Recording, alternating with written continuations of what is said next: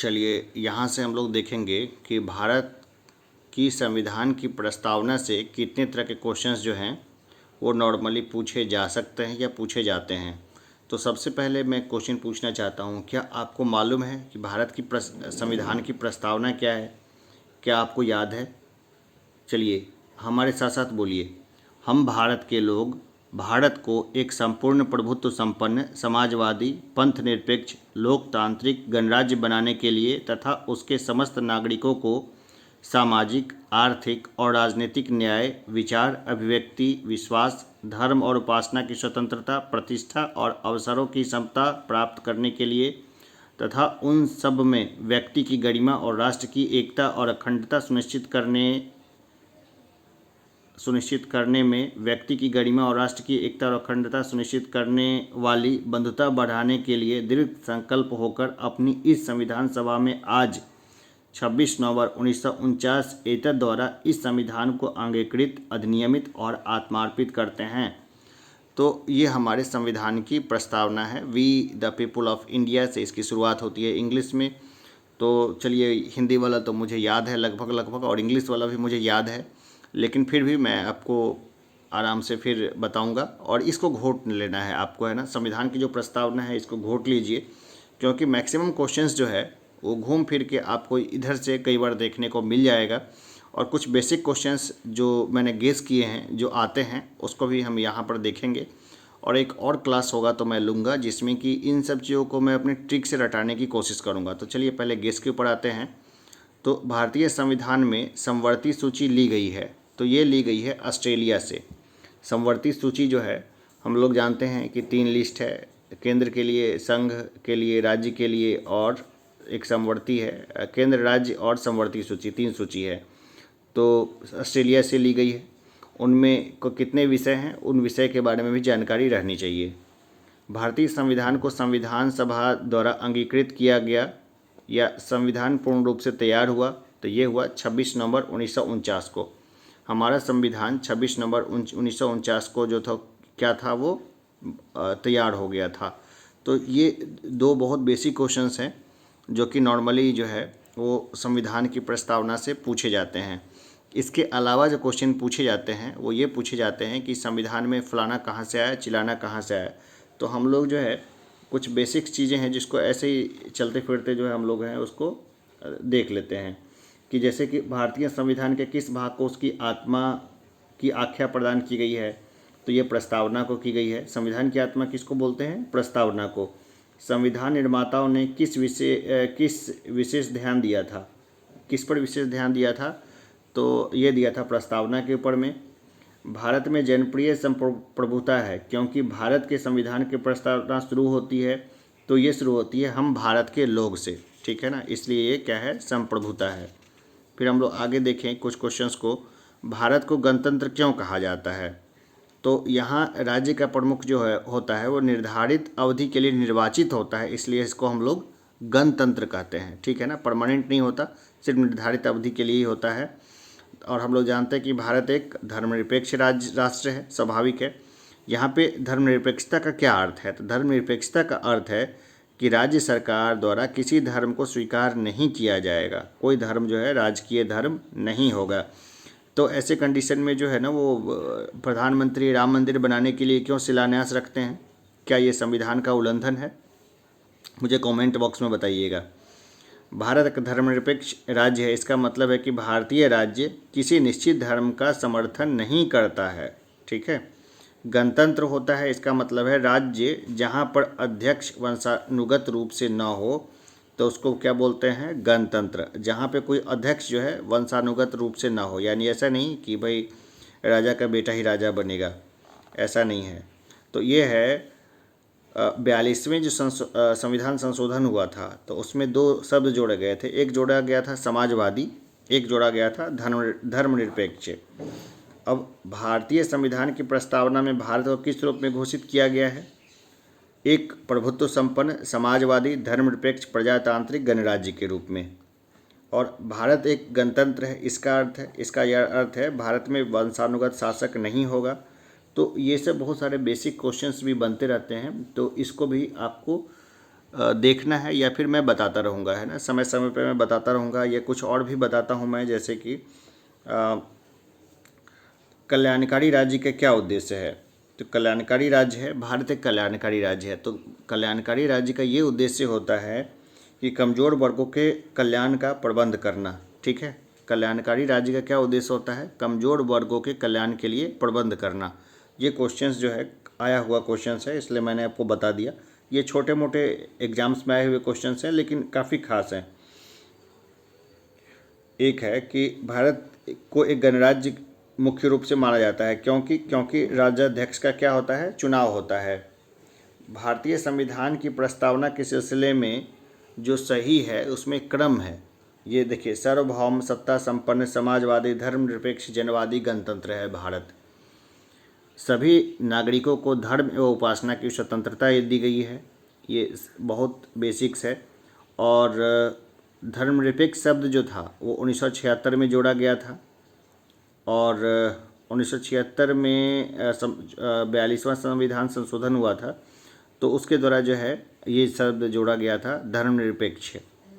वैसे जोड़े जाने की ज़रूरत नहीं थी। अगर आप प्रस्तावना को पढ़ेंगे थोड़ा डिटेल में तो आप देखेंगे कि प्रस्तावना में ये चीज़ ऑलरेडी इनबिल्ट है, लेकिन फिर भी ये जोड़ दिया गया था। खैर, ये पॉलिटिकल इश्यूज़ है तो हम लोग इसमें डिटेल से नहीं जाएंगे। समाजवाद का अर्थ है, समाजवाद का क्या अर्थ होता है, तो ये होता है सामाजिक न्याय। समाजवाद का क्या अर्थ होता है, तो ये होता है सामाजिक न्याय। भारतीय संविधान में समवर्ती सूची किस संविधान से ली गई है। देखिए, बहुत अच्छा क्वेश्चन आता है कई बार। तो समवर्ती सूची जो है वो ली गई है ऑस्ट्रेलिया के संविधान से। मैं एक बार रटवा दूंगा, है ना। मैंने देखा था, एक वीडियो था स्टडी, पता नहीं, मुझे ध्यान नहीं आ रहा है, स्टडी IQ पे था या फिर जी हाँ, क्रेजी जी के ट्रिक के ऊपर में थी। तो उन्होंने बहुत बहुत अच्छा बता रखा था, है ना, उन्होंने बहुत अच्छा बता रखा था। तो मैंने वहाँ से उस चीज़ को लिया था और एक बार एक क्लास में मैंने उन ट्रिक्स को डिस्कस भी किया था। आप इसको एक बार देख लेंगे तो भूलेंगे नहीं। वैसे मैं ट्रिक्स से याद करने को अच्छा नहीं मानता हूँ, लेकिन कई बार अगर आपके पास ऑप्शन नहीं है तो ट्रिक से याद कर लीजिए, क्या फ़र्क पड़ता है भाई। कोई निश्चित नियम थोड़ी है कि हम ये चीज़ करेंगे ये नहीं करेंगे। जहाँ से हो सके सीख लेना चाहिए, पढ़ लेना चाहिए।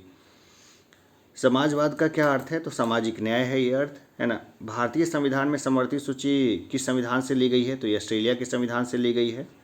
भारतीय संविधान की आत्मा किसे कहा जाता है, तो प्रस्तावना को आत्मा कहा जाता है, मैंने पहले ही बताया हुआ है और ये बार बार क्वेश्चन आया हुआ है। और इसके अलावा देखिए, BPSC 1994 में एक बहुत आम से क्वेश्चन पूछा गया था कि भारत में लौकिक सार्वभौमिकता है क्योंकि संविधान की प्रस्तावना प्रारंभ होती है। तो ये प्रारंभ होती है हम भारत के लोक शब्दों से। तो ऐसे बहुत बेसिक क्वेश्चंस जो है ना वो भी पूछ लिया जाता है। और देखिए, भारत की संविधान की प्रस्तावना पर बहुत सारी क्रांतियों का प्रभाव पड़ा है, जैसे फ्रांसीसी क्रांति का, अमेरिकी क्रांति का और बोल्शेविक क्रांति जो रशियन क्रांति थी उसका भी प्रभाव पड़ा है। सिर्फ जो प्रभाव नहीं पड़ा है वो चीनी क्रांति का प्रभाव नहीं पड़ा है इसके ऊपर में। चीनी क्रांति कब हुई थी, तो 1912 में हुई थी। मूल भारतीय संविधान के अनुसार भारत क्या है, तो भारत एक प्रभुत्व संपन्न लोकतांत्रिक गणराज्य है।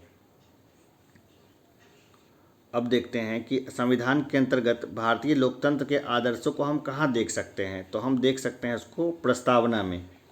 42वें संविधान संशोधन 1976 द्वारा जो है वो कई चीज़ें जोड़ी गई थी संविधान में, तो उसके बारे में हमें जानकारी रहनी चाहिए। जैसे धर्मनिरपेक्ष, समाजवादी, एकता और अखंडता, ये शब्द उसमें जोड़े गए थे। भारतीय संविधान की प्रस्तावना के बारे में कौन सा कथन सही है ना। तो देखिए, बहुत सारे कथन हैं। जैसे कुछ शब्द जो है 1976 में जोड़े गए थे उसको तो हमने देखा ही है। और भी कुछ क्वेश्चंस हम लोग देखेंगे, बहुत बेसिक्स तरह के क्वेश्चंस हैं। जैसे भारतीय संविधान की प्रस्तावना में जिन आदर्शों एवं उद्देश्यों की रूपरेखा दी गई है उनकी आगे व्याख्या की गई है। तो मूल अधिकार में, राज्यों के नीति निर्देशक सिद्धांतों में एवं मूल कर्तव्यों में। तो जो मूल अधिकार है, राज्य के नीति निर्देशक तत्व यानी directive principle of state policy है या फंडामेंटल ड्यूटीज है, मूल कर्तव्य है, तो वो सब जो है वो प्रस्तावना से वहाँ से उठाई गई है। चलिए मैं कुछ बात बताता हूँ, आप कुछ चीज़ों को घोट लीजिए, है ना। जैसे घोट लीजिए किस चीज़ को, तो मौलिक कर्तव्य जो है ना उसको लिखिए और उसको घोट लीजिए, एकदम घोटा बना लीजिए खूब अच्छे तरीके से, है ना। आप बोलेंगे तो मैं एक वीडियोज़ बना दूंगा जिसमें मैं घोटूंगा साथ साथ, और आप उस वीडियोज़ को 4 बार 5 बार 6 बार देखिए और घोट लीजिए साथ साथ हमारे। या फिर ये तो मूल कर्तव्य को तो घोटिए ही, फंडामेंटल राइट्स यानी मूल अधिकार को भी घोटिए। और मैं कुछ और चीज़ें बता रहा हूँ जिसको घोटने के लिए। तो directive principle of state policies में जो खास खास चीज़ है ना, उसको एकदम आपको रटा हुआ होना चाहिए। वो अगर आपको आता है तो बेस्ट है, वो होना ही चाहिए। और कुछ खास अनुच्छेद जो है, वो अनुच्छेद वाले में जब आऊँगा तो मैं बताऊँगा। तो उस कुछ खास अनुच्छेद को भी क्या करना है, आपको घोटा लगा देना है, ठीक है। तो भारतीय संविधान की प्रस्तावना से क्या स्पष्ट नहीं होता है? तो संविधान को लागू करने की तिथि जो है भारतीय संविधान की प्रस्तावना से स्पष्ट नहीं है, क्योंकि भारत की संविधान जो प्रस्तावना है उसमें वो पुराना डेट ही दिया गया है, 26 नवंबर 1949 को वो आत्मार्पित करते हैं, ये उसमें दिया गया है। लेकिन 26 जनवरी 1950 में जब लागू हुआ था वो उसके प्रस्तावना में नहीं लिखा गया था। तो ये बेसिक से जानकारी होती है, मैंने सोचा बता दूं, क्योंकि क्वेश्चंस आएगा तो कहीं आप ये ना बोलें कि अरे सर ने तो बताया नहीं था, ये गेस ही नहीं किया था। देखिए, गेस मेरा गेस है, ठीक है ना। ज़रूरी नहीं है कि वो सेम फ्रीक्वेंसी जो है एग्जामिनर का टकराए ही, इसलिए कुछ बेसिक्स बातें मैं और भी बताता रहता हूँ। तो भारत की संप्रभुता जो है वो भारत की जनता में निहित है, ठीक है ना। और भारतीय संविधान सभा द्वारा अंगीकृत किया गया था 26 नवंबर 1949 को। तो अब बताइए कि संविधान दिवस कब मनाया जाता है, मुझे कमेंट बॉक्स में बताइए। भारत का संविधान संपूर्ण रूप से तैयार हुआ था 26 नवंबर 1949 को। ये क्वेश्चन इतनी बार इतने एग्जाम्स में आया गया है कि आपको ये बिल्कुल ही घोटा हुआ होना चाहिए कि 26 नवंबर 1949 को क्या हुआ था, संविधान पूर्ण रूप से तैयार हो गया था, ठीक है ना। और भारतीय संविधान कब अंगीकार किया गया था, 26 नवंबर 1949 को, जब तैयार किया गया अंगीकार कर लिया गया, बहुत सिंपल है। और ये लागू कब हुआ, 26 जनवरी 1950, है ना। 26 तारीख तो सेम है, लेकिन एक नवंबर है एक जनवरी है, तो कभी भी कंफ्यूज नहीं होना है। अब ये कहता है कि किस वर्ष भारत एक प्रभुत्व संपन्न प्रजातांत्रिक गणराज्य बना, तो ये बना था 1950 में, बहुत सिंपल है। संविधान के उद्देशिका प्रस्तावना का संशोधन कितनी बार किया गया है, ठीक है ना। ये क्वेश्चन बहुत खास है और एसएससी में पूछा हुआ क्वेश्चन है कि भारत के संविधान का संशोधन कितनी बार किया गया है, तो ये बस एक बार किया गया है, ठीक है ना। कब किया गया है, तो ये किया गया है 1976 में। कौन सा संविधान संशोधन में किया गया है, तो 42वें संविधान संशोधन में। और 42वां संविधान संशोधन जो है उसको हम लोग क्या बोलते हैं, लघु संविधान भी बोलते हैं, क्योंकि बहुत सारे संशोधन कर दिए गए थे उस समय। बाद में 44वें संविधान संशोधन में बहुत सारे प्रावधानों को नलीफाई कर दिया गया था, वो अलग विषय है, उसके ऊपर हम लोग बाद में ज़रूर डिस्कस करेंगे।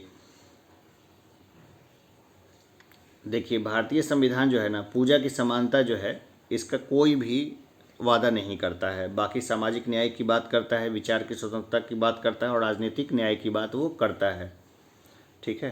तो ये ऐसे बेसिक क्वेश्चंस है। इसके अलावा जो है और क्वेश्चंस मुझे नहीं लगता कि कहीं से आपको पूछा जाएगा। और हम लोग जानते हैं कि हमारे यहाँ क्या है, एडल्ट फ्रेंचाइजी है। एडल्ट फ्रेंचाइजी का मतलब ये होता है वयस्क मताधिकार हमारे यहाँ है। और जब भी क्वेश्चन आएगा घूम फिर के यहीं से आएगा। इसके अलावा मैंने जितना डिस्कशन किया है, संविधान की प्रस्तावना से कहीं और से क्वेश्चन नहीं आएगा, ठीक है ना। कहीं और से किसी को कुछ क्वेश्चंस दिखता है संविधान की प्रस्तावना से तो मुझे ज़रूर बताइए, लेकिन मुझे नहीं लगता है कि यहाँ से कहीं और से अलग हट के कोई क्वेश्चन आएगा। तो अभी के लिए इतना ही, धन्यवाद। फिर मिलते हैं अगले लेक्चर में।